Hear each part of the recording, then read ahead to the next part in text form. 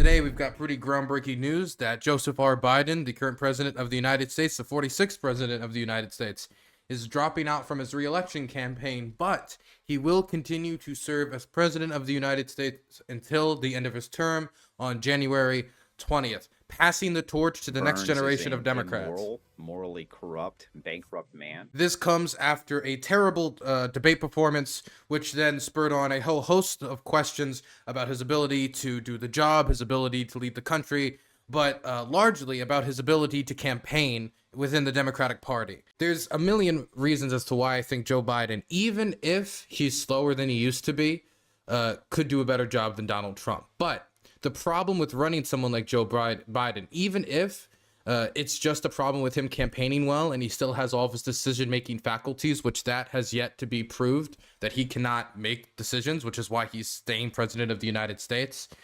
He was able to coordinate aid to Ukraine. He was able to coordinate the bipartisan infrastructure bill. He was able to coordinate the CHIPS Act. He was able to coordinate the NATO summit. He was able to do a lot. So he can still make basic decisions, even if he isn't as fast and he's not as intensive in his work schedule as he used to be. So he's going to see out the rest of the term. But the problem is, being president is also public speaking. And if he's mumbling and fumbling and messing up the names all the time, while Trump's doing the same thing, but all of the attention is staying on Biden and his fitness, when this election for Democrats to win needs to be on the lack of fitness of Donald Trump, due to his felony convictions, due to the fact that he doesn't care that deeply about democracy, through him not accepting any election result in his life if he is not the winner, from the fact that Donald Trump called for the suspension of the U.S. Constitution, Donald Trump calling for the bombing of civilians and wars, there's a million ways you can challenge Donald Trump's credibility, whether it comes to his personal behavior, his behavior as president, or his behavior outside of the office when it comes to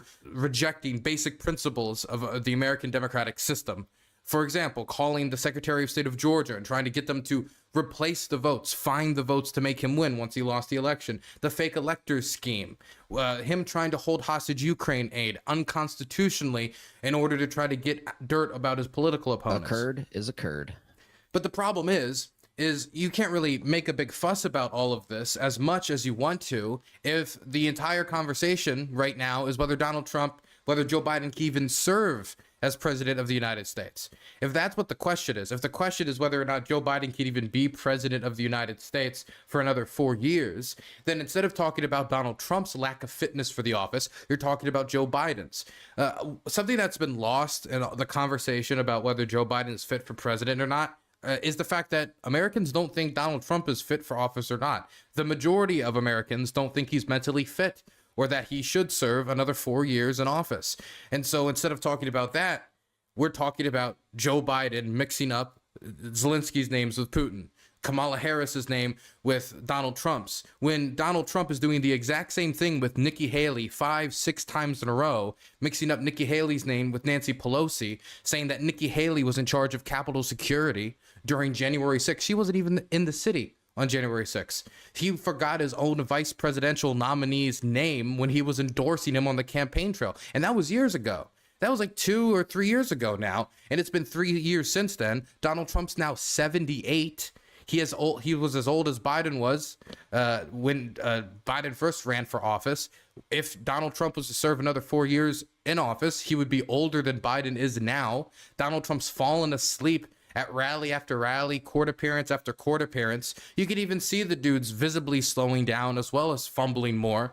And so now the question is, if we're moving on to Kamala Harris, if we're moving on to Gretchen Whitmer, if we're moving on to Pete Buttigieg, if we're moving on to the Tooth Fairy, Santa Claus, The Rock, it doesn't matter. Whoever we're moving on to, they got to be older than the oldest nominee for president in history, Donald J. Trump. I don't know if you guys know that now, but Donald Trump was just chosen as the Republican nominee for president. He's 78 years old. Joe Biden, we haven't had the convention yet. He has not been chosen for the nominee for president. So even though Joe Biden is the oldest president in American history, he's not the oldest nominee for president in American history because he hasn't been chosen as the nominee yet.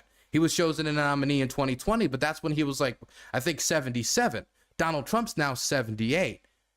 Meaning, since Joe Biden isn't going to be chosen as a nominee, that makes Donald Trump officially the oldest nominee for president in American history. And if that's the case, this age situation can be completely turned on its head. And so let's ask the question, if Joe Biden was too old to stay in the office for another 4 years because there wasn't enough confidence in his ability to speak in public or go on the campaign trail, and his ability to win is enough to be questioned here. But Donald Trump is making a lot of the same mistakes and even crazier mistakes. I mean, remember Sharpie Gate? I don't know if that's just a bad decision-making capacity that's always been with him or if that's an age thing. It's impossible to say. But this conversation now has to be shifted.